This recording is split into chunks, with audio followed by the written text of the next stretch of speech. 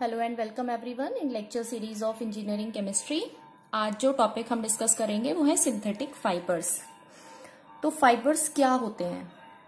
Fibres ऐसे polymers होते हैं जिन पॉलीमर्स के अंदर इंटर पार्टिकल फोर्स बहुत ज्यादा होती है और इनमें high length to width ratio होता है। यानी ऐसे पॉलीमर्स जिन पॉलीमर्स की लेंथ बहुत ज्यादा होती है in comparison to their width, यानी उनकी चौड़ाई बहुत कम होती है और उन पॉलीमर्स के बीच में इंटर पार्टिकल फोर्स वर्क करता है।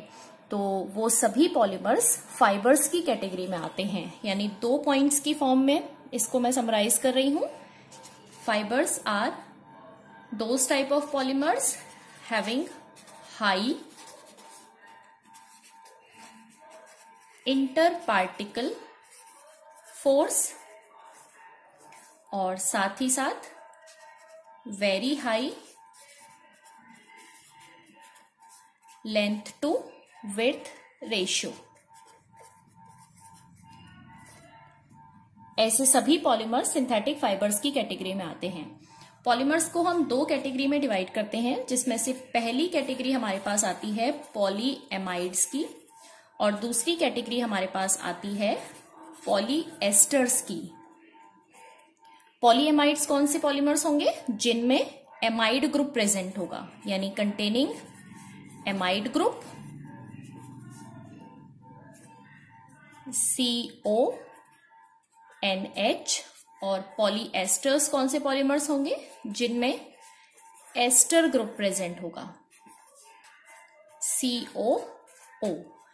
तो पॉलीएमाइड्स के लिए जो एग्जांपल्स हम स्टडी करेंगे वो है नायलॉन 6 एंड नायलॉन 6,6। और पॉलीएस्टर्स के लिए जो एग्जांपल हम कंसिडर करेंगे इट इज टेरिलीन।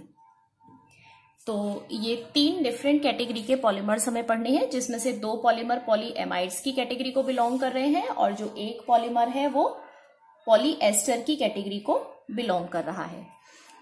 तो जो पॉलीएमाइड्स है इसमें से पहला पार्ट नायलॉन 6 की फॉर्म में लेकर चल रहे हैं। यानी first polymer which we are going to discuss is nylon 6। तो किसी भी पॉलीमर के लिए सर्टेन हेडिंग्स हमने डिसाइड की थी जब हमने इलास्टोमर्स पढ़े थे, तो उन्हीं हेडिंग्स को फॉलो करेंगे। सबसे पहले हमारे पास आती है मोनोमर यूनिट, यानी जो नायलॉन 6 है उसकी मोनोमर यूनिट हम मेंशन करेंगे कैप्रोलेक्टम। जो कैप्रोलेक्टम है उस कैप्रोलेक्टम के अंदर 6 नंबर ऑफ कार्बन एटम्स होते हैं। यानी नायलॉन के आगे लिखा हुआ जो नंबर है ये नंबर इंडिकेट करता है कि ये नायलॉन जिस मोनोमर से मिलकर बना हुआ है उस मोनोमर में कितने नंबर ऑफ कार्बन एटम्स हैं। तो मैं यहां पर मेंशन कर देती हूं हैविंग 6 कार्बन एटम्स। जो कैप्रोलेक्टम है वो एक 7 मेंबर्ड रिंग का कंपाउंड है, यानी इस तरीके से इसकी फॉर्मेशन होती है या इसके स्ट्रक्चर को हम रिप्रेजेंट कर सकते हैं। एक 7 मेंबर्ड रिंग है, जिस 7 मेंबर्ड रिंग में एक पोजीशन पर डबल बॉन्ड के साथ ऑक्सीजन और इधर NH, यानी first carbon, second carbon, third, fourth, fifth and 6। तो कार्बन एटम्स का नंबर कितना है? 6 और 7 पोजीशन पर NH प्रेजेंट है।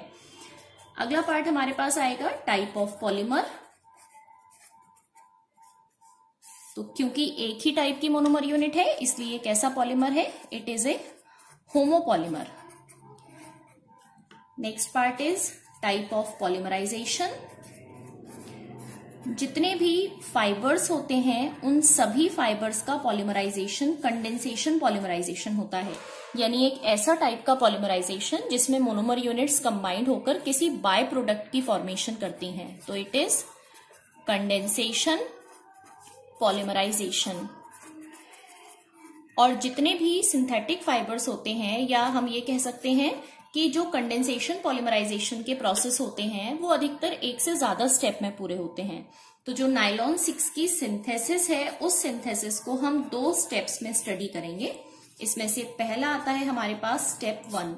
जो स्टेप 1 होगा उस स्टेप 1 में हमारी मोनोमर यूनिट कैप्रोलेक्टम ये कन्वर्ट होगी एमिनो कैप्रोइक एसिड की फॉर्म में।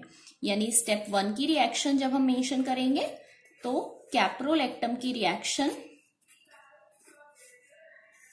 ये कैप्रोलेक्टम हाइड्रोलिसिस करेगा टेम्परेचर की प्रेजेंस में, और after hydrolysis it will converts into amino caproic acid NH2 CH2 whole 5 COOH। ये हमारे पास बना एमिनो कैप्रोइक एसिड। और मोनोमर यूनिट हमारे पास थी कैप्रोलैक्टम। इस पहले स्टेप के बाद जो स्टेप 2 है, उस सेकेंड स्टेप में हमारा amino caproic acid condensation polymerisation को फॉलो करेगा और वाटर मॉलिक्यूल को एलिमिनेट करके पॉलीमराइज हो जाएगा। यानी अगर हमारे पास n number of monomer units हैं तो उन n नंबर में से 2 मोनोमर यूनिट्स को मैं यहाँ रिप्रेजेंट कर रही हूं, और स्ट्रक्चर आप इजीली समझ पाए इसलिए मैंने इसको खोलकर लिख दिया NH2 CH2 होल 5 COOH। ये पहली मोनोमर यूनिट जब ये अपने जैसी दूसरी मोनोमर यूनिट के साथ में बॉन्ड फॉर्मेशन करेगी तो CH2 होल 5 COOH, ये 2 मोनोमर यूनिट्स का कॉम्बिनेशन लिखा। इन 2 मोनोमर यूनिट्स के कॉम्बिनेशन को लिखने का मेन रीजन कि हम वाटर मॉलिक्यूल के एलिमिनेशन को रिप्रेजेंट कर सकें। तो एक मोनोमर यूनिट का OH और दूसरे मोनोमर यूनिट का H, ये दोनों वाटर मॉलिक्यूल की फॉर्म में एलिमिनेट होंगे। बिल्कुल ऐसे ही जब ये मोनोमर यूनिट अपने आगे वाली मोनोमर यूनिट के साथ बॉन्ड फॉर्मेशन करेगी तो इस मोनोमर यूनिट का OH और उसकी रेस्पेक्टिव मोनोमर यूनिट का H, यानी हर बार जब भी 2 मोनोमर यूनिट्स आपस में जुड़ेंगी तो वहां पर वाटर मॉलिक्यूल्स एलिमिनेट होंगे। तो मैंने यहां पर मेंशन कर दिया -H2O, और ये मोनोमर यूनिट्स आपस में जुड़कर पॉलीमराइज होंगी और पॉलीमर नायलॉन 6 की फॉर्मेशन करेंगी। यानी अगर हम एक कंटिन्यूअस चेन की फॉर्म में इसको लिखना चाहें तो हम क्या लिख सकते हैं NH, क्योंकि इस N के नीचे का जो H है वो एलिमिनेट हो गया और ये N अपने पास की दूसरी मोनोमर यूनिट के साथ कंबाइंड होगा, इसलिए with continuous bond CH2 whole 5 CO। इस C के पास केवल O बचा क्योंकि इसका OH एलिमिनेट हो गया वाटर मॉलिक्यूल की फॉर्म में। Then NH CH2 whole 5 CO और विद कंटिन्यूअस बॉन्ड। तो सपोज हमारे पास अगर n number of monomer units हैं जिसमें से केवल 2 मोनोमर यूनिट्स को मैंने यहां रिप्रेजेंट किया है, तो ये n number of monomer units combined होकर फॉर्मेशन करेंगी किसकी, नायलॉन 6 की। तो ये बनने वाला जो पॉलीमर है ये कंडेंसेशन पॉलीमराइजेशन की हेल्प से बनता है, और ये एक होमोपॉलीमर है क्योंकि एक सिंगल टाइप की मोनोमर यूनिट से इसकी फॉर्मेशन हुई है और वाटर मॉलिक्यूल एलिमिनेट हो रहा है। वाटर मॉलिक्यूल का एलिमिनेशन ये इंडिकेट करता है कि टाइप ऑफ पॉलीमराइजेशन कैसा है, कंडेंसेशन पॉलीमराइजेशन है। जहां से ये वाटर मॉलिक्यूल एलिमिनेट होता है 2 मोनोमर यूनिट्स के जुड़ने पर, वहां पर इन दोनों मोनोमर यूनिट्स की जो रेस्पेक्टिव यूनिट्स है वो आपस में सिंगल बॉन्ड की हेल्प से अटैच हो जाती हैं।